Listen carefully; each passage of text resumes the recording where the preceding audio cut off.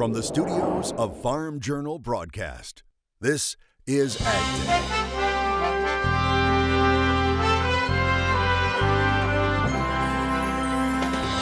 As tariffs cut into trade, protein piles up in storage. New urgency to finish NAFTA. The Treasurer defends U.S. trade policy. In agribusiness, politics, and markets. I think for the last 6 weeks, let's talk about the tariffs. Now we're getting some positive technical signals. And dealing with depression on the farm. AgDay, presented by the Chevy Silverado. High-strength steel for high-strength dependability. Good morning, I'm Clinton Griffiths. Growing inventories of pork, beef, and poultry have been kept in check thanks to strong export demand. Well, now it appears U.S. meat stockpiles are surging as tariffs eat into those exports. The latest cold storage number is showing supplies of red meat in cold storage this June were up 5% compared to a year ago. Beef up 8%. Frozen pork was only up slightly from last year, but stocks of pork bellies were up 130% from last year. Poultry stocks climbing 6%, with chicken up 10%. Federal data showing a record level of beef, pork, poultry, and turkey being stockpiled, with total production now above 2.5 billion pounds. Analysts say U.S. consumers' appetite for meat is growing, but not fast enough to keep up with record production of hogs and chickens. Two of the U.S. biggest customers of meat and livestock are Canada and Mexico, but trade negotiations and newly imposed tariffs are hanging over the market. Formal NAFTA talks between the nations are set to resume this week. Now, Mexican officials say they and the U.S. have agreed to speed up those talks, adding that the goal is to reach a preliminary deal by the end of August.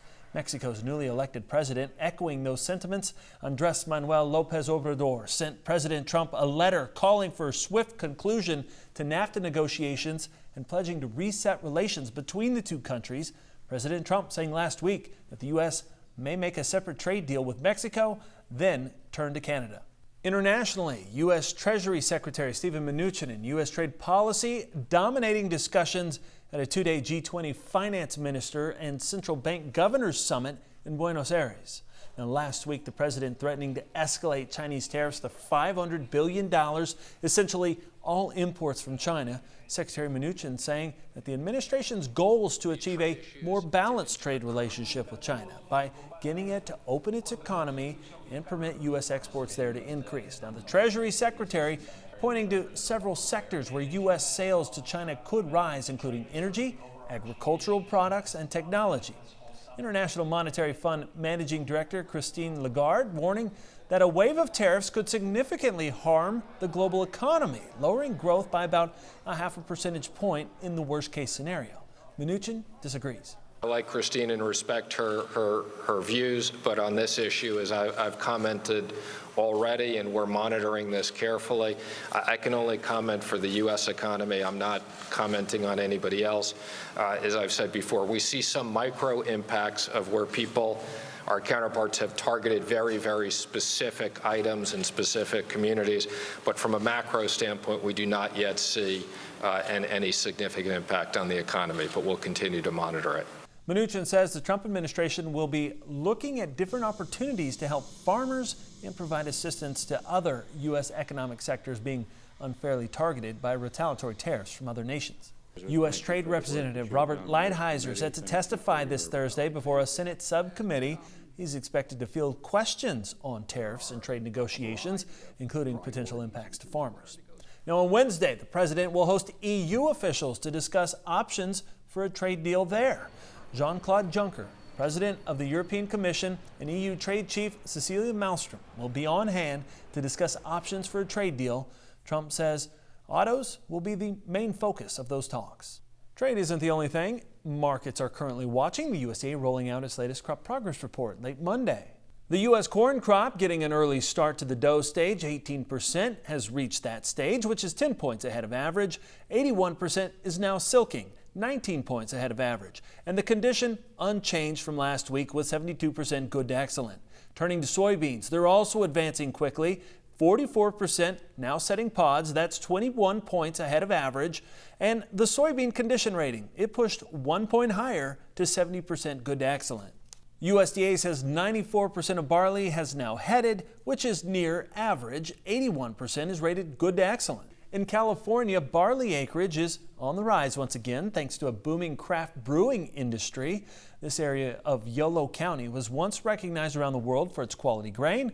Now farmers are returning to those historic roots thanks to developing demand for specialty grains.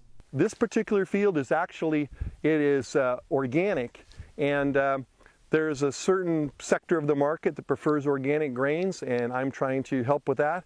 There's another sector of the market that's looking for grains produced in a sustainable manner, and that would be no-till. So some of the gentlemen other farmers that I'm working with, are producing this cultivar organically. This year, things are turning out very well here. California is one of the few states in the nation to increase its barley planted acres this year, adding about 5,000 acres to production, now sitting at 75,000 acres statewide. Mike Hoffman continues our look at crop conditions and has today's crop comments. Good morning, Mike. Good morning, Clinton. A farmer from Stutzman County, North Dakota says crops are looking great there. Corn tasseling, beans blooming. They'll need some timely rains yet, but good yield potential out there. It's a far cry from last year's drought conditions, he says. And a NASS crop reporter from Hall County, Georgia says corn stands are looking good in most areas, except for those areas impacted by feral hog populations. As of last week, 74% of Georgia's corn crop was rated good to excellent. And taking a look at the wind speed forecast, you can see definitely West Texas and southern New Mexico, as well as the Northeast starting off this morning. As we head through the day, then you can see it gets windy from the mid-Atlantic states into the Northeast, central portions of the Rockies, and heading into the day tomorrow, a little bit again in West Texas to start the day, northern plains as well, and it picks up across the northern plains and the Northeast once again during the afternoon hours. We'll talk more about your forecast coming up, but first here's some hometown temps. Plan for the unexpected with weather forecast updates. Local forecasts are delivered right to your cell phone each morning, making planning a little bit easier. Just text Weather 6 to 31313 to get started. A couple of weeks ago, the Centers for Disease Control published a study that said farmers have the highest suicide rate of any profession. Well, it turns out that's not quite true. The agency made a mathematical error in its calculation. However, the numbers are still high, and farmer suicides are a growing concern. Betsy Gibbon reports. The U.S. dairy industry is struggling. Profits have been sucked out of producers' operations. The capacity to handle milk at processing plants is limited. Right. Low prices are worldwide. That's just one of the factors why dairy farmers are leaving the business. In Wisconsin, dairy farmers are exiting at a rate of 30% higher than last year. From January to June, 338 farms stopped milking. The Northeast is facing similar losses. We'll have members that are canceling because of economics on their operation. Do I think it's going to continue? Yes. Because of these problems and others, all across farm country, there's an uptick in farmer suicides. Neighbors, friends, and family acknowledging the trauma, even online. One farmer posting this weeks ago, a picture and description of what's occurring after a farmer allegedly led 300 cows out of the barn, torched the property, and drove into a skid steer. We talked with two specialists about suicide rates with farmers and rural America. Suicide rates are higher in rural America, and that would include farmers and ranchers among those figures. So I think the rate is roughly twice or three times higher. Some say it may be 4 times higher. Quinette says it's hard to tally an exact number of deaths by suicide because not all are reported. Some states don't even participate in certain governmental programs which try to narrow down the number. We don't know how big the problem is. Studies show depression as a main culprit. 95% of autopsies showing low serotonin levels, which regulates mood. And as these items pile up, you lose your ability to cope. So the stressors are more, and then you've just lost your ability to cope, and suicide becomes an option. Michael Bronson says there's often a feeling of burdensomeness and the thought of being buried with losses, and not able to climb out of that may lead to suicidal thoughts. But one of the main factors in suicide is stacking of losses. You have loss upon loss upon loss. Another reason is gender. Middle-aged men have very high suicide rates, the highest rates of all age groups. Men also want to keep and hold up an image, and when they seek help, they tend to look online. A farmer is very reluctant to get help because they're taught to be strong, to be self-reliant. It's a sign of, they think it's a sign of weakness to get help. Really, it's a sign of strength. Where a farmer lives is a reason as well. In rural communities, they have higher suicide rates in general because it is more difficult to get help. What are some misconceptions about suicide? One misconception is if we talk about it, we will cause it to happen. Say I'm talking with someone who is suicidal.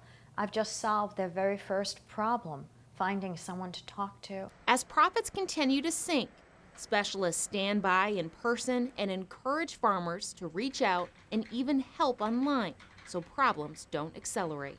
And I would just want to encourage people to understand that getting help is a sign of strength and to not suffer alone. There are people who care and will help you.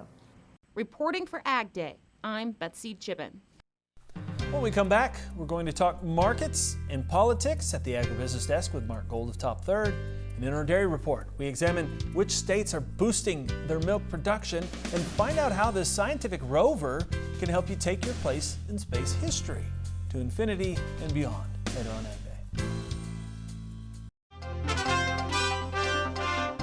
Mark Gold, Top Third Ag Marketing, our guest here at the Agribusiness Desk today. Mark, one of the things that obviously has kind of consumed all of our headlines is this trade war, the tariff issue back and forth. Where do you sit as far as a kind of a longer picture of this thing? Well, in the longer view, we've broken the beans over $2.30 off their highs. We've kind of got a little bit of a double bottom on the charts, and then we've turned it higher. A couple of good closes over the 10-day moving average. It's all positive. What would I do? We've been through some of this before when we saw the Russians in 1972, 73 take a lot of wheat. If I were the Chinese, would I sit here and say, you know what, these are pretty darn cheap prices. And it's competitive with Brazil because they've gone through the roof. And would they come in and buy enormous amounts of soybeans at these cheap levels? Well, if I was the Chinese government, I'd certainly be thinking about it. I think they could take a play right out of the Russian playbook and do the same kind of thing. Yeah. Now, I'm not saying that's going to happen. The odds are strongly against that happening. But the fact of the matter is we've gone so cheap. We've done nothing but for the last 6 weeks about talk about the tariffs. Now we're getting some positive technical signals. We've got the funds heavily short in the beans, the corn, and the bean oil. And I think that could be, along with the weather, enough of an impetus to get this market to rally. I don't want to be short beans down here. Yes, we've got some puts on in case things go wrong, but the fact of the matter is we've told clients if you've got cash sales made in the beans, in the corn for 18, we'd certainly look at re-owning them with a call option to try to stay in the game. All right, good advice, appreciate it. Thank you, Mark. We'll be back with more AgDay in just a minute. For a special report on the grain markets, call toll-free at 877-TT-HEDGE. That's 877-884-3343.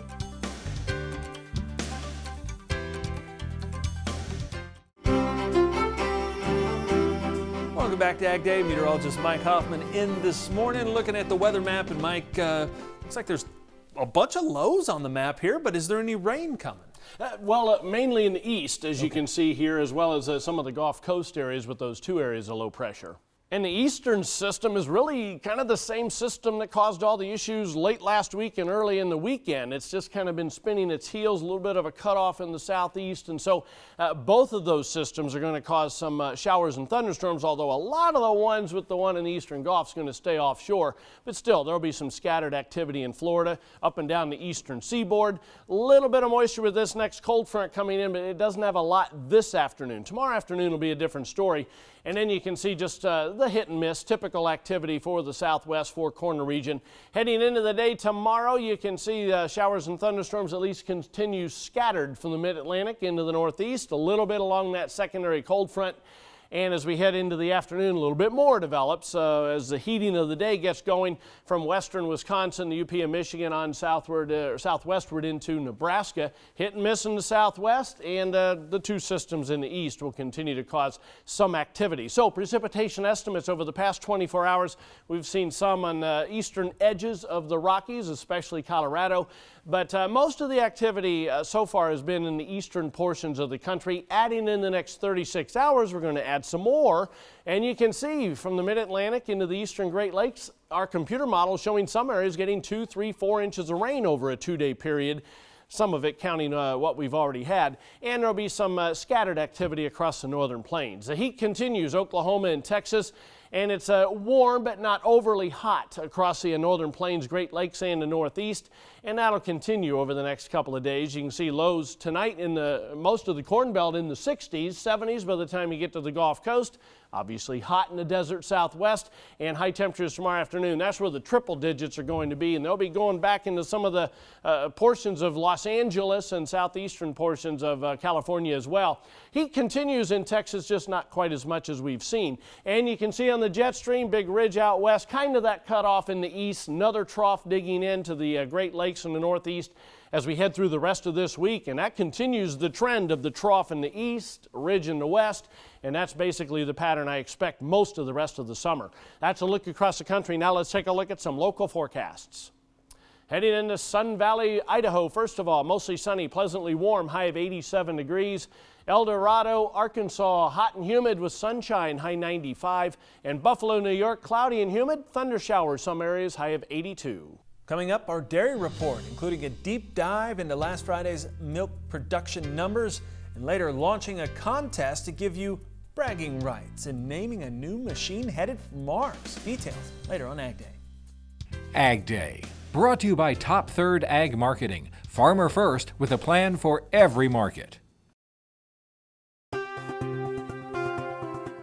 The latest milk production data from USDA shows farmers are still generating a lot of milk despite those low prices. The largest increase is Colorado, up nearly 11% from a year ago. Kansas up 7.5%, Texas up 6.5%. Overall milk production in the 23 top producing states last month was 17.2 billion pounds, up 1.3% from a year ago. Now, individual cow production also climbing higher from a year ago. It's now at 1,964 pounds. That's for the month of June. USDA says that's the highest per cow average since 2003. The U.S. Senate expected to vote this week to go to conference with the House on a new farm bill. A formal conference expected to start in September since the House leaves for its August break this Thursday. But time in September is short. The current law expires on September 30th, and the House won't return until September 4th.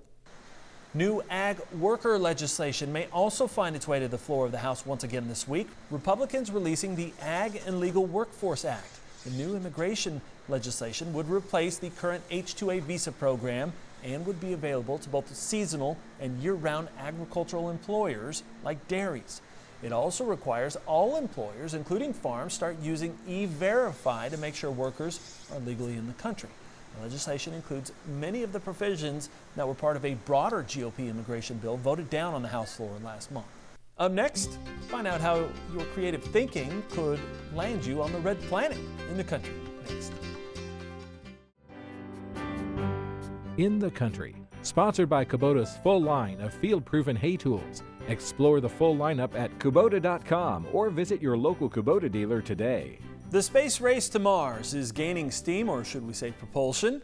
The United Kingdom's space agency launching an online competition to name a Mars rover that's set to travel to the red planet in the year 2020.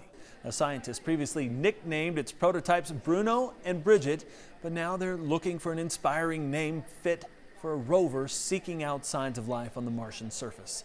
Once on Mars, the six-wheeled rover will slowly roam the Martian surface. It will drill up to 2 meters beneath the surface to search for evidence of life.